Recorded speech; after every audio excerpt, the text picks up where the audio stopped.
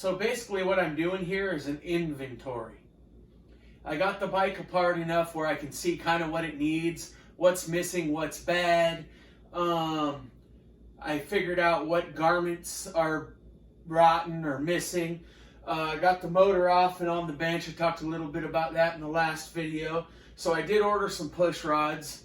Unfortunately, they were used and one of them was bent. So the guy gave me my money back on that. That was an eBay transaction. And I was able to find 2 new ones for the same price, which I thought was pretty cool.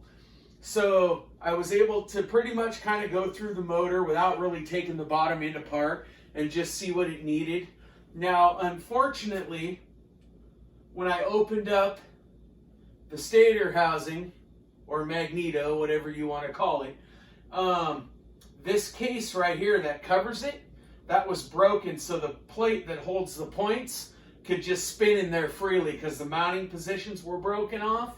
And then I also noticed that on the stator, one of the coils is burned. And I'll come in closer here in a few minutes and show you. And so I also noticed that this inner case, half of the inner case right here, I guess it would be the left side, it's a little broke right here. Evidently someone threw a chain at one point. Now I could put the cover over that and you'd never know. But I'm not that kind of person. So when I split the case on this, would be a perfect time to put another case. So I tracked one down on eBay for $37 with free shipping. And from what I can see of the pictures, it's mint. So the other thing I was wanting to talk about was inventory of all the parts and how to keep everything straight on a project like this. So basically, I've got everything and its hardware separated into Ziploc bags. I got the carburetor, the intake, even though some of the intake was completely rotten. I've got the stock piston and rings. I've got the rubber garments for the gas tank, the valve cover, the head mounting bolts, and the exhaust bolts. Now here's another good thing. Even though I'm keeping all this separate so it can easily be found, I can easily take inventory. I'm missing a nut from the head. Now I could just go find a nut that fit, but I don't want to. I want at least to put 4 nuts on here that match. You know, I don't want to, I want to have nice hardware on here as well. So then I got the intake and all of its hardware. Now I did notice that one of the bolts was longer than the other, which makes no sense with the way the intake mounts. So I'll have to look around and look for new intake hardware. On the sprocket's in great shape, but it was missing a bolt for the little ring that holds the sprocket onto the shaft right here. So I can easily look at the Ziploc bag and see that that's missing. Then I got the engine mounting bolts, which was missing a nut, so I can find the correct nut for that. Then I got the bolts and the nuts that go on the bottom of the engine that hold the foot pegs on. Some of that stuff was missing too. So this will help me keep a quick and easy inventory of what's here, what's missing, and what's broken. It'll also help me keep it all in one place. And at the same time, I'm making a list of parts that I'm going to need. And I'm also have 2 boxes going. One box that's going to the engine rebuilder and one box that's going to the powder coater. So I've got 2 boxes going, well 3 with the parts that I'm going to keep here. And so I've also got a gasket set, which is all the gaskets that go in between the case. And then I've also got all new rubber seals that go around the shafts coming. So when all that gets here, I'll be ready to take this to the engine builder. But before he can do final assembly, I will need to have this stator rebuilt. Now this is 6 volt. Well, the bike is 6 volt. I'm not sure if this is 6 volt or if that actually works off the regulator. It regulates the voltage that this is putting out. I'm not real sure how it works. I just know it's a 6 volt system. So this is going to the engine builder as soon as all the parts are here, and I'm going to ask him to reassemble it with all new hardware. So this thing is 55 years old, and hopefully with going through it and doing everything correctly, it'll last another 55 years. And I'm quite sure this motor would run the way it was if it had a new plate here on the points and it had push rods in it when I acquired it. The only other thing I'm looking for, and this is a C200 1965 from 63 to 66. I'm looking for a gas tank.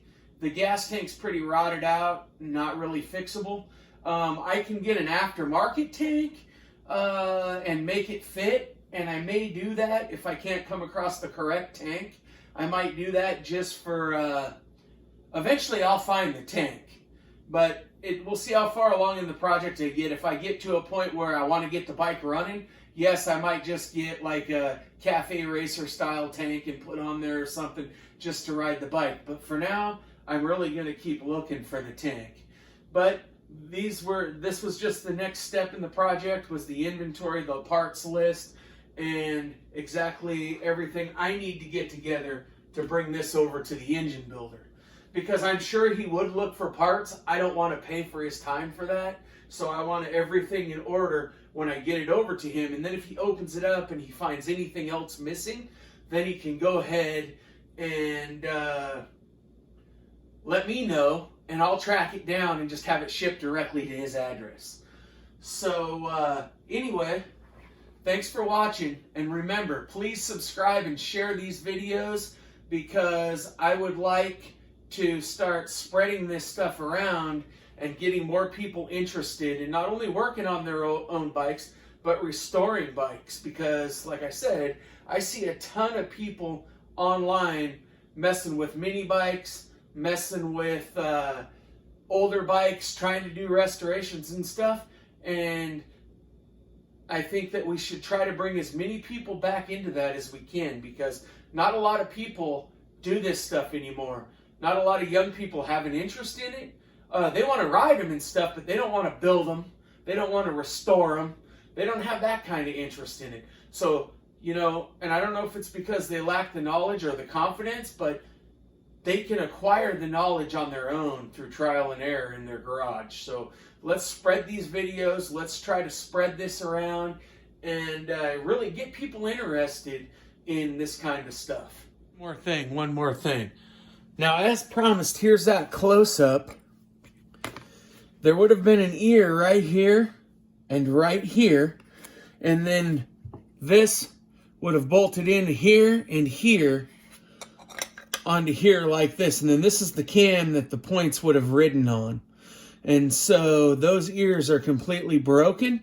Don't ask me how that happened. I'm not sure.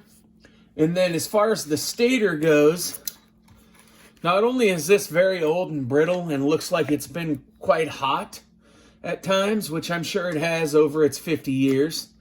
Right here, it's black, which means more than likely it's toast. Usually when one of these turn black, it's burned. Now, it's my assumption that this black wire is a ground wire. It would have hooked here. And it's my assumption that this wire is not part of the stator. It goes up here through the harness, and it would have hooked to the points outside of here, is my assumption. Now, keep in mind, I didn't take it apart. I mean, I took this out, but the points and everything were already missing, and it looked like this when I got it.